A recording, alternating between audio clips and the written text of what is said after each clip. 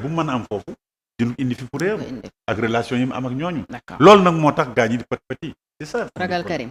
ah oui. mais est-ce que Karim am na popularité bu war a tiital Amadou Ba. ah déggoo li ma la wax. yow yaa yore mobilisation ak propagande xam naa ne moom da ngay ngandal yëf yi. non mais est-ce que en réalité le PDS est ce qu'il était. en réalité le PDS est toujours ce qu'il était. c'est ce que les gens oublient mooy que ni am na ñu bëri ñu fa jógee c'est vrai disons yi nga xamante ni dañ leen jox ay cër yu rëy ay ndombo tànk ñi nekkoon ministre ñi nekkoon ambassadeur. ñi nekkoon député ñi nekkoon PCA et cetera c'est vrai ñooñu daanaka mën naa wax ni xëy na genn wàll yëpp dem na wala les trois quarts yëpp dem nañu mën nañ ci d'accord mais dafa dese ay cadre ak ay kàngam yu nekk fi ak ngëm-ngëm am yeneen kàngam ak cadre yoo xam ne ñëw nañu rallier ci PDS te ñooñu xamuñu leen mën ñu leen xam itam parce que Sénégal ki ñu xam rek mooy ku ñu jox ndombo tànk ñu kii directeur général la wala ci ministre la ñooñu la ñuy ràññee ñooñu la ñu xam mais ñu mën a uutu ñooñu ak ñu leen uutu fop ci parti bi te parti bi ngang parti ñu ngi fi te kenn xamu leen bala ñu leen xam ñu jox leen responsabilité ñu doxal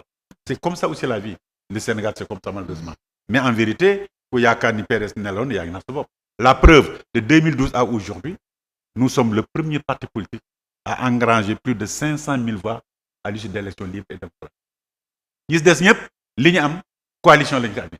waaye nee nañ li ngeen am assemblée nii ak si kii bi seen ànd ak ñoom Ousmane Sonko moo leen ko may. mais ñooy dañoo juum. gaa yaa ngi wax est-ce que 2017 dañu àndoon ak kenn on avait 19 députés. c'est législative. te boobu ñuy soogee daanu. première élection législative au Sénégal 1978 la le 26 février 1978 suñu première entrée dañu am 18 députés ñoom ñi daw Ousmane Sonko li ko yóbbu Assemblée nationale plus forest la pour sa première participation à l'élection législative non comparaison n'est pas forcément raison donc non nit ñi nañu xool les chiffres xool l'actualité politique xool également les faits amul benn parti tey intuitu personnel nga ñëw jàmbarloo PDS te daanuñu la amul yanata kooku yàlla suñu borom moo ko def PDS. bi ma lay laaj sànq intérêt bu Amadou Ba mun a am si candidature Karim Wade c'est parce que aussi am na ñu ne Karim Wade serait le candidat du président Macky Sall. bon écoutez je ne le pense pas parce que. Karim Wade est-ce que seen ay connexion yegg na fa parce que. ay dialogue non mënul nekk Karim Wade protocole Conakry da nga koy dégg non yooyu ay wax ju ñaaw la non yooyu ay wax ju ñaaw la bon ay protocole Conakry yëpp yooyu ay wax la yoo xam ne amul kenn ku ko mën a firndeel wax ñaaw la miñ la véritablement bon Sénégalais ils sont libres c'est la démocratie booy naan sa kaasu attaaya sa kaasu loolu la neex nga wax mais en vérité loolu dara amu ci Karim Wade est le candidat du Parti démocratique sénégalais et de la coalition Karim 2024. mais ni président Macky Sall sonnee ci kaawu Karim pour que mu nekk candidat aussi dafa tey xel. mais noonu nag la ci sonné. mu dàq mais yow Macky Sall samedi comme tey rek mu ñëw woon 14 heures yow Macky Sall jël benn décret fouetté ko créé daal di lim ay nangami plus de 25 cadres du Parti démocratique sénégalais soxlu kenn lu dul Karim Wade mu jël ko jàpp ko tëj ko ci kaso bi pendant tëj ko 6 ans Karim tëdd fa 3 ans et demi mu def décret de grâce génn ko mu ne ko doo dem sa kër waajur doo dem sa permanence doo dem seen da ngay génn réew mi déporté ko mais lu ñaaw loolu lu bon loolu Macky Sall def ko Karim ba pare ñu naan Karim kooku mooy candidat. mais écoutez il faut quand même réfléchir non il faut quand même réfléchir Massalikul Jinaan am na fi ay waxtaan am na fi yooyu yëpp nangul naa la ko Massalikul Jinaan am na fi mais loolu yëpp ana njeexital ma tekkiwul tey ni Ablaye Wade ci boppam mu nga ne dëkk Corniche ba foo mu dëkk daf koy loué da koy fay par weer këram bee ci Point E Macky Sall ak man mii ak ñeneen ñu mel ni ñoo fa doon toogandoo ak Ablaye di waxtaan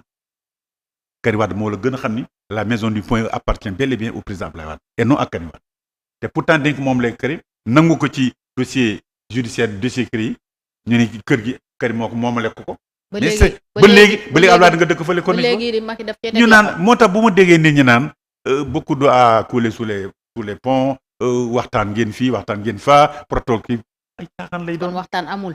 non néew ma sax waxtaan amul parce que kenn mënul miim ni Ablaye Wade ak Macky Sall toog nañu sous l'égide du khalife général des mourides kon mën ko miim am la kenn mën miim également président Ablaye jóge na këram dem palais parce que Macky Sall moo ko demandé woon loolu yëpp am na mais tekkiwul nii lii ma la wax ni tam loo am la ma yaakaar ni bu fekkoon te waxtaan boobu ñuy wax wala protocole yooyu ñoo amoon na xanaa fekk na te Ablaye nekk këram xanaa fekk na boobu léegi vraiment kër ñibbi si kër baayam président Wade amul sañ-sañu dugg këram googu demagu fa daal en tout cas li ma la mën a wax daal demagul foofu mu ngi fële ci corniche ba këram fee kenn mu nekk ko fu ba léegi loolu daal au moins mën naa pour ne pas déborder. D'accord. Pour ne pas dire des choses qui ne sont pas vérifiées. D'accord. lii loolu daal mooy li am. ok donc loolu moo tax nit ñi nañu bàyyi di wax ni protocole ceci protocole ay caaxaan. d'accord c'est de la politique politicienne en fait. d'accord alors recours bi président wala recours bi ngeen nar a déposé seen candidat président Karim Wade xam naa ne certainement moo nekk ci ginnaaw loolu lan ngeen ciy séntu.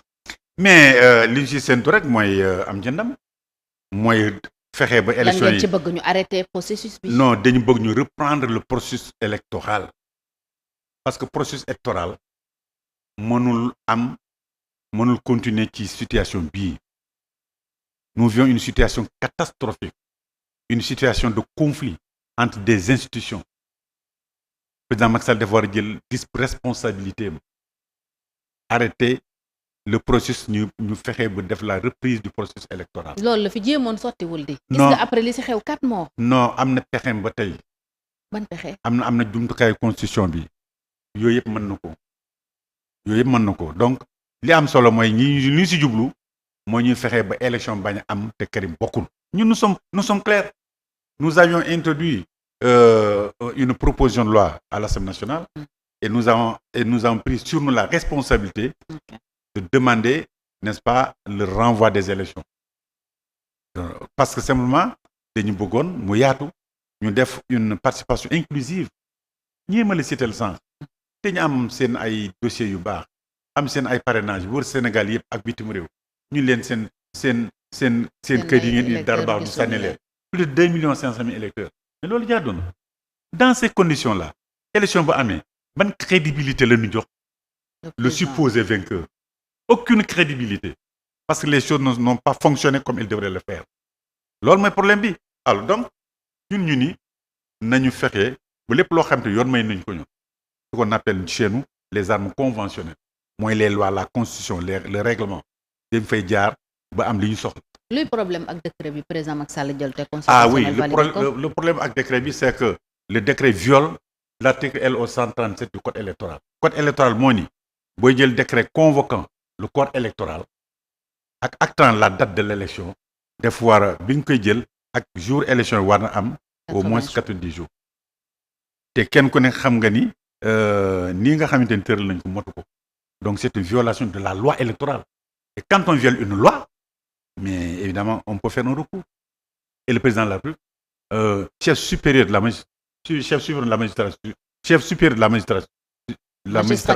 magistrature ne devrait pas être un acteur qui viole une loi. C'est quand même bizarre qu'un président de la République viole une loi. J'ai jamais vu. Et pour la première fois, nous disons que dans ces pays-là.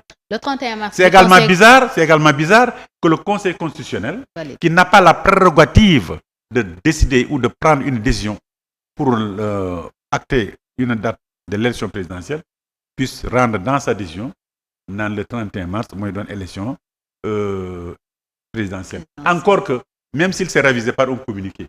Or, le communiqué rendu et signé par le greffier en chef du Conseil constitutionnel n'a pas une valeur judiciaire. Parce qu'une décision du Conseil constitutionnel revêt 7 signatures des membres et la 8e signature, c'est celle du greffier en chef.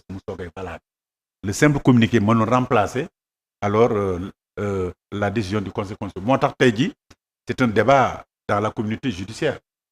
Le débat c'est que lii nga xamante ni Conseil constitutionnel bind na ko ci décision bi loolu la nit ñi jàpp ni moo war a am c'est-à-dire élection yi le 31 décembre la war a am Macky Sall 31 mars astafurlah 31 mars alors Macky Sall moom neen le 24 donc déggu ñoo se kon 31 mars bi Conseil constitutionnel jàppoon baaxoon na non attends baaxoon na ci kaw comment dirais-je ci boo jëlee durée bi quoi article LO 137. respecté na 80 jours yi respecté na nombre de jours yi nga xam te war na mais baaxul dans la mesure des éliminations notoires ont été faites par rapport aux candidats te ñu am sañ-sañ te ñu matérialiser lépp loo xamante ni mat na ci ñoom pour ñu mën a dem élection loolu ñun dañ ko doon contester même c'est encore plus grave dans le communiqué conseil constitutionnel dafa ni fekki na président de la République or c'est le président de la République moo war a fekki conseil constitutionnel.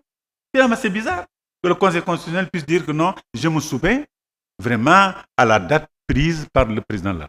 Kenn mësul gis loolu kenn mësu gis loolu sur qu'on dit parce que que conseil la constitutionnel décision ay du conseil décision constitutionnel warul am recours. war am recours. C'est selon l'article 92. Ces décisions voilà ne sont pas susceptibles de recours. Sont irrévocables. Irrévocables alors léegi nag mu dellu gannaaw moom la mu doon bañ mu dem jébbalu ci date bi nga xam ne Macky Sall def na ko. te date boobu ngeen ne du date bu baax bi. du date bu baax te conseil bi mu jëloon mooy date bu baax mais da ngay seet yow itam da ngay seet. mais président tam même amul benn date bu baax si ñoom. 31 24 yëpp baaxul 24 baaxul 31 baaxul. le 31 dafay yem ak Pâques. mais Pâques kam nekkul ci constitution bi. non en fait respecté nañ trop suñu mbokkatam. les fêtes religieuses pourquoi ñu am des fêtes officielles. dañ ko am des fêtes officielles ça c'est la loi.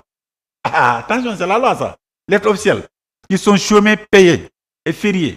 mais warul tey c'est la loi mais c'est la loi on ne peut pas violer la loi dans ce pays-là. mais feetu Pâques warul tere élection am. mais lu tax war na ko tere élection parce que y a une communauté extrêmement importante. oui on le sait on le reconnaît respecté nañu trop suñu. non il y a le droit de culte reconnu dans la constitution on doit respecter cela c'est une loi. ah oui le droit de culte existe dans la constitution c'est une loi. d'accord.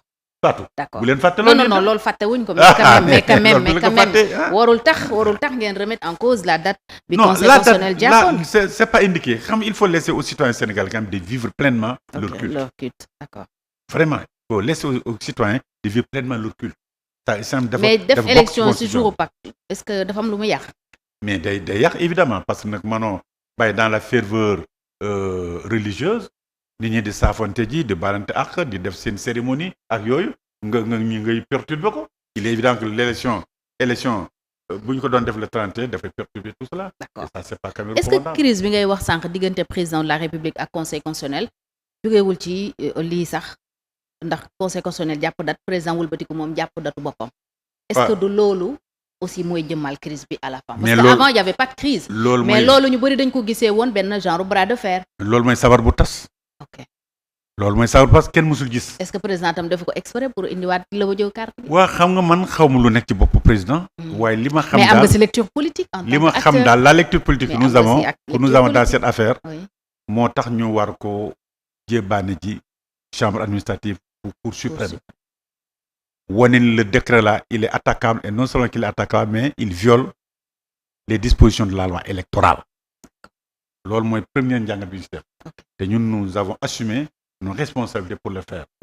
ensuite conséquence également def na bêtise bu rëy c'est une bêtise.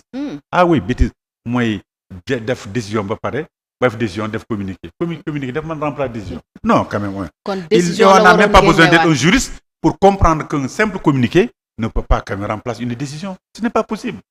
en droit dafa am lu ñu tudd la hiérarchie des normes. or un communiqué ne fait même pas partie des normes.